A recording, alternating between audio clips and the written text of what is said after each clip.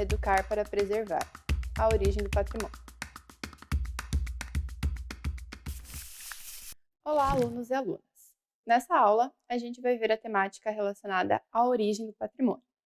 Para a gente compreender um pouquinho melhor qual é a origem, efetivamente, desse patrimônio, vale a pena a gente analisar o contexto histórico de surgimento da palavra patrimônio. Então, vamos lá! Para começar, vale a pena a gente destacar também que a noção de patrimônio ela vai estar muito relacionada com o contexto social no qual ela é empregada. Então, o que acontece é que nós podemos encontrar diferenciações do significado da noção de patrimônio dependendo do contexto social em que a gente estiver analisando, que a gente estiver observando. E vale também a pena a gente destacar que o patrimônio ele faz referência a noções como pluralidade e diversidade. Porque quando a gente está pensando em patrimônio, na perspectiva universalista, essa perspectiva vai fazer referência, então, a essa diferença que existe entre as culturas. O patrimônio ele não é única e exclusivamente de uma determinada cultura, mas ele pode ser de toda e qualquer cultura. E também vale a pena a gente destacar que, em relação à temática do patrimônio, algumas interpretações mais recentes têm proposto um olhar diferenciado sobre o patrimônio, assim como também sobre outras temáticas, como, por exemplo, a conservação e a restauração. E a etimologia da palavra patrimônio vai remeter ao contexto da Roma antiga. Então, os primeiros registros que tem desse termo, que a gente tem acesso na atualidade, fazem referência ao contexto da Roma antiga. Então, essas foram as primeiras vezes que o termo patrimônio foi empregado. E aí a origem latina desse termo vem de patrimonium. Então, é um termo que vai estar associado justamente também por fazer referência à herança histórico-cultural romana, é uma palavra que tem origem no latim, por estar inserido dentro desse vocabulário. E, claro, vale a gente destacar também que era um contexto histórico muito diferente do que nós vivenciamos na atualidade. Dessa forma, é importante a gente não transpor o que nós compreendemos como patrimônio hoje para o que os romanos compreendiam na antiguidade. E para essas pessoas, o patrimônio era um conjunto de bens de posse individual ou familiar. Então, a principal característica, a principal definição que nós podemos mencionar em relação ao contexto da Roma Antiga é que esse termo era empregado para fazer referência a um conjunto de bens. Patrimônio, nesse sentido, fazia essa referência a algo particular, a algo individual. Diferentemente do nosso contexto contemporâneo, porque no contexto atual, nós ainda utilizamos o emprego dessa palavra para fazer referência a um conjunto de bens, a posse de um conjunto de bens, mas também usamos a palavra patrimônio para fazer referência aos bens que são de posse coletiva.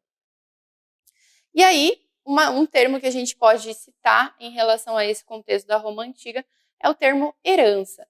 Normalmente, então, a ideia de patrimônio na Roma Antiga ela vai ser equivalente à ideia de herança, porque era algo que era deixado de pai para filho.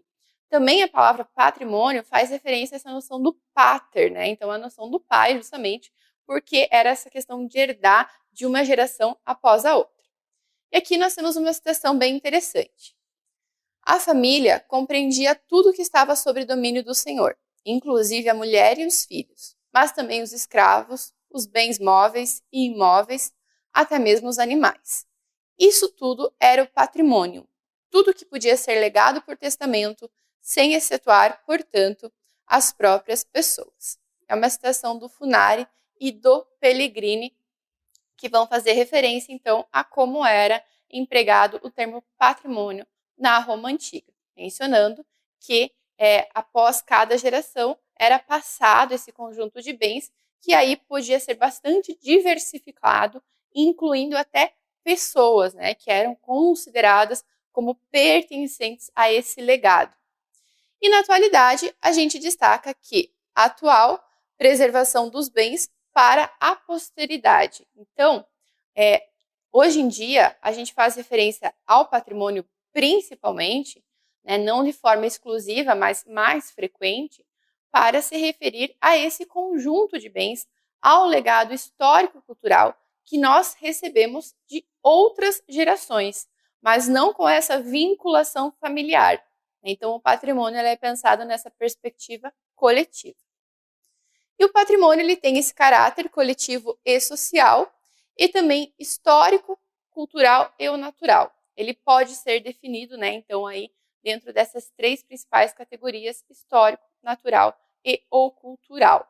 A gente vai observar que, de certa forma, elas abrangem toda essa definição de patrimônio que nós temos hoje em dia. Histórico, nesse sentido, seria algo que tem um valor pela questão temporal, né? Ou por ser representante de um outro contexto histórico, ou pela própria temporalidade mesmo, né? Pelo tanto de tempo que existe. O natural vai fazer referência ao meio ambiente e à biodiversidade, e o cultural, aí ele pode compreender tanto o histórico, mas não necessariamente vai ser histórico. Também pode ser um patrimônio contemporâneo ou recente do contexto atual, mas que se caracteriza como cultural. E quando a gente fala em patrimônio, uma discussão que é muito importante se refere à noção de patrimônio mundial. É porque quando um determinado bem ou objeto é considerado como patrimônio mundial, ele muda o seu status. Significa que a preservação desse bem ela vai ser muito maior. Inclusive porque nós temos uma entidade que é destinada para a preservação específica desses bens, que é a Unesco. A Unesco é, então, responsável pela decisão de qual bem vai ser considerado como patrimônio mundial ou não, assim como por estabelecer os parâmetros e as diretrizes para a preservação dos patrimônios mundiais. E aí, a gente tem aqui a questão dos principais bens patrimoniais ao redor do mundo, né? Existem, então, em vários lugares diferentes, vai variar muito de acordo com cada cultura, mas a gente vai observar que ao redor do mundo nós temos vários exemplares. E as ações de preservação que nós podemos citar em relação a isso são a lista do patrimônio mundial, que vai se dar pelo processo de escolha muito criteriosa. Então, para entrar nessa lista, considera-se que oficialmente o bem que entra nessa lista, ele é considerado como patrimônio mundial. Porém, para entrar nessa lista, é necessário passar por um processo muito criterioso de análise que efetivamente comprove a importância desse bem numa perspectiva mundial, né? Então, que faça referência não só necessariamente às pessoas do entorno desse patrimônio, mas preferencialmente, então, fazendo referência aí à perspectiva mundial. E aí começa com a submissão da inscrição pelo próprio país e vai passar por uma análise da comissão própria de avaliação, comissão que é também, então, elaborada, né, criada pela Unesco. E a demanda pela preservação, ela surgiu por conta de fatores como alguns eventos sociais, entre eles as guerras e também eventos naturais, como terremotos, que mostraram que, se não houvesse uma decisão coletiva e consciente planejada para a preservação do patrimônio, o risco de nós perdermos o patrimônio histórico-cultural seria muito grande, tanto em virtude das guerras, que acabaram, então, destruindo boa parte dos patrimônios existentes no período, como também por questões naturais, né? Acidentes naturais que são imprevisíveis e incontroláveis. A partir do momento em que há uma ação humana voltada para a tentativa de preservação desses bens patrimoniais, a chance de ele ser preservado é consideravelmente mais alta. E a lista de patrimônio, ela também serve como um incentivo para a cooperação internacional. Cabe a gente lembrar que a Unesco ela é associada com a ONU, então ela também vai defender, assim como a ONU, que haja uma postura de cooperação internacional entre os países, no que tange especificamente ao patrimônio. Então ela sempre vai buscar promover, né, essas relações de cordialidade entre os países. Embora, em alguns casos, a gente vai observar que acontecem até disputas pelo patrimônio, né, que duram anos entre países. E a importância também de a gente falar um pouquinho sobre a questão da consciência patrimonial. A consciência patrimonial ela tem sido uma temática cada vez mais relevante em relação a esse tema como um todo, porque é através da consciência patrimonial, desenvolvida através, por exemplo, de ações educativas, que as próprias pessoas começam a ter noção da importância da preservação. Porque, claro, a legislação, a Unesco, todos esses mecanismos existentes, eles são fundamentais para a preservação do patrimônio. Porém, se a população, se a maior parte das pessoas não tem a consciência da importância da preservação, elas acabam se configurando como um outro risco para o próprio patrimônio. Porque a gente vê aí, por exemplo, situações de degradação desse patrimônio ou até mesmo de destruição desse patrimônio.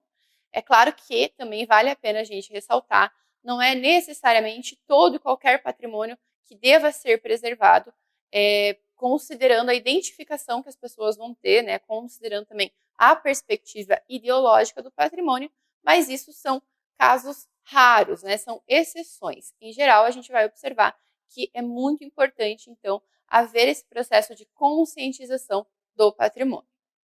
E aí, pode ser através de uma perspectiva individual ou da educação patrimonial. Porque apesar de a gente ter uma identificação pessoal, isso não deve ser o único fator que vai garantir que a pessoa tenha essa preocupação com o patrimônio. Não necessariamente ela precisa se identificar com o patrimônio de outra cultura, mas ela deve entender e respeitar esse patrimônio. E aqui na tela a gente tem uma imagem que é bem interessante, que é o Memorial da Paz de Hiroshima.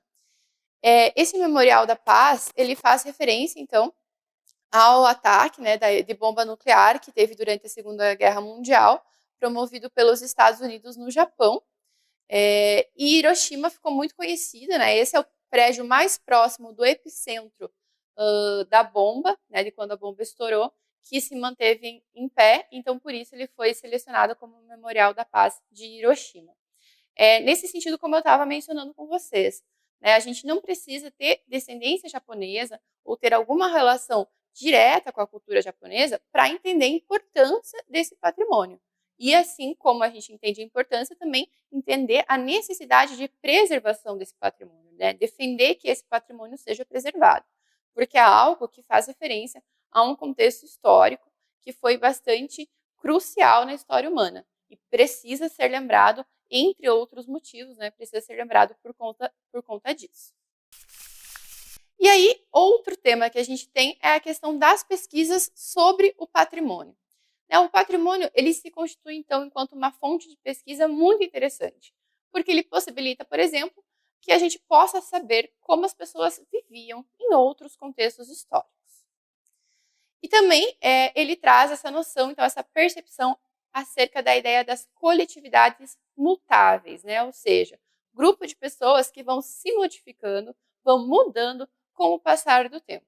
E aí muda a questão dos hábitos, muda a questão dos costumes, muda a questão da cultura.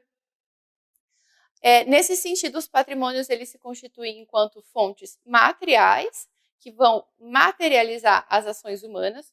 Justamente por isso, a gente consegue ter acesso a esses resquícios, a esses vestígios na arqueologia chamada de artefatos, que possibilitam, então, que a gente possa entender, compreender, estudar como essas sociedades viviam.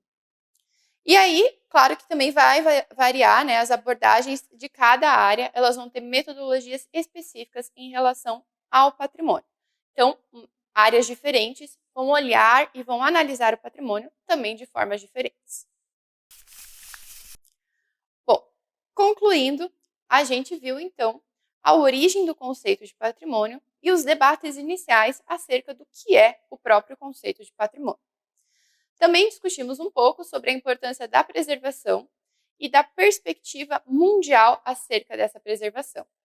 Por fim, abordamos a questão da consciência patrimonial e de como ela se configura de forma fundamental para o desenvolvimento da preservação patrimonial. Bons estudos!